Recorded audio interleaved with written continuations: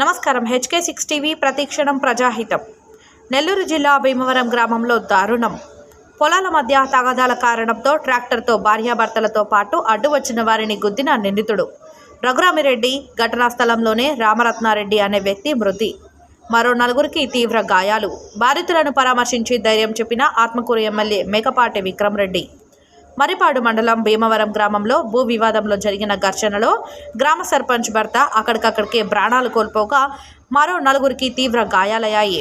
భీమవరం గ్రామ సర్పంచ్ భర్త మంద రామరత్నారెడ్డికి ఆయన తమ్ముడు కుమారుడు అయిన మంద రఘురామిరెడ్డికి మధ్య గత కొన్ని ఏళ్లుగా పొలం వివాదం కొనసాగుతోంది.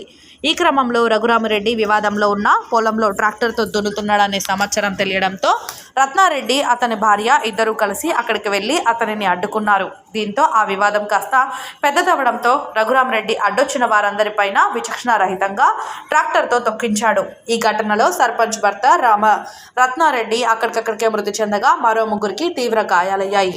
క్షతగాత్రులను ఆత్మకూరు ప్రభుత్వ ఆసుపత్రికి తరలించారు. చికిత్స పొందుతున్న వారిని ఎమ్మెల్యే మేకపాటి విక్రమరెడ్డి పరామర్శించారు.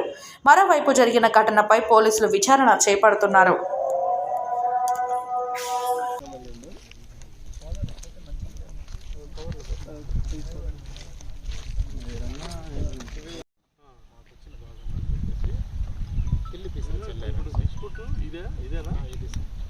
మొత్తం అంటే ఇదేమన్నా శివ ఇక్కడ ఉందా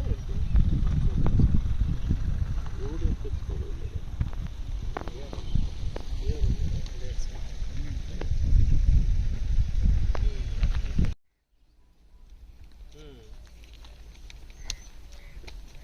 రెండు ఎకరాల 16 సెంట్లు.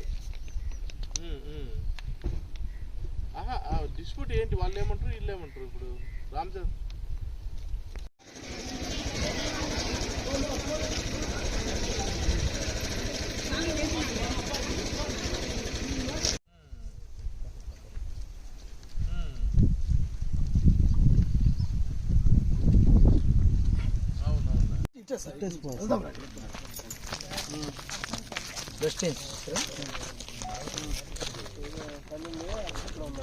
రమేష్ ఓకే. ఈరోజు మధ్యాహ్నం 2 గంటల ప్రాంతంలో భీమవరం మరిపాడు మండలం భీమవరం గ్రామంలో ఉండే ఈ ల్యాండ్ డిస్ప్యూట్ వల్ల ఇది 2 కుటుంబాలు అంటే వాళ్ళ బంధువులయ్యి ఒక 2 ఎకరాల 16 సెంట్ల విషయంలో వివాదంలో ఉంది. దాని మీద సర్వేయరు ఆర్ఐని మండల సర్వేని తీసుకుని వచ్చి కొలుసుకుండే ప్రాసెస్లో తగాదాలు పడడం జరిగింది. రామచంద్రారెడ్డి ఒక గ్రూపు ఒకరు, తర్వాత ఇటుపక్క వచ్చేసి రఘురామిరెడ్డి వాళ్ళు తగాదాలు పడి కొట్టుకోవడం కూడా జరిగింది. తర్వాత ఆ ట్రాక్టర్తో పెద్ద ఆయన రత్నారెడ్డి అని ఉన్నాడు, ఏజ్ అబౌట్ 70 ఇయర్స్ నియర్లు ఉంటుంది. ఆయన ట్రాక్టర్తో చేసి ట్రాక్టర్ ఎక్కించి అతని ఎక్కడం వల్ల తీవ్రమైన గాయాలైనాయి. అతను ఇప్పుడు హాస్పిటల్లో ఉన్నాడు. హాస్పిటల్లో చనిపోయినట్టు ఇప్పుడే తెలిసింది. దాని మీద పూర్తి స్థాయిలో ఎవరు ఏంటి బాధ్యులు ఎవరు అనేది రెస్పాన్సిబిలిటీ ఎవరు అనేది తీసుకొని దాని మీద దర్యాప్తు చేయడం జరుగుతుంది. పక్కాగా దర్యాప్తు చేసిన మీదకు ముద్దాయిలను అరెస్ట్ చేయడం. తర్వాత గ్రామంలో ఎలాంటి అవాంఛనీయ సంఘటనలు జరగకుండా ఇది ఓన్లీ 2 కుటుంబాల బంధువులే 2 కుటుంబాల మధ్య తగ్గింది. దీంట్లో ఎలాంటి అదరు కోణం ఏం లేదు. ఓన్లీ భూ వివాదం వల్లనే ఈ తగాదా జరిగింది.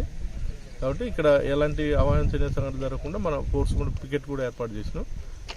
త్వరలో ఈ కేసును ఒక కొలికి తీసుకుని దర్యాప్తు పూర్తి చేసి ముద్దాయిలను వాళ్ళని అరెస్ట్ చేసి యాక్షన్ కూడా తీసుకున్నాం. Thank you.